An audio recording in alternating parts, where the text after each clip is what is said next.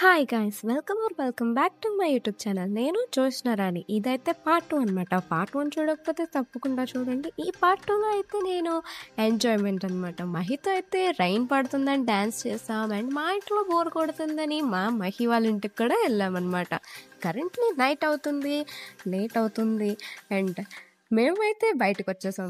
ఇదైతే పేరెంట్స్కి చెప్పకుండా నైట్ పీవీపీకి వచ్చేసాము అండ్ ఈట్ స్ట్రీట్కి వెళ్ళాము. ఎక్కడ వీడియోలు తీస్తే పేరెంట్స్కి దొరికిపోతామేమో అని చెప్పేసి వీడియోలు అయితే తీయలేదు. కానీ ఇంటికి వచ్చేసిన వెంటనే ఒక క్యూట్ లిటిల్ కిటెన్ వచ్చిందనమాట.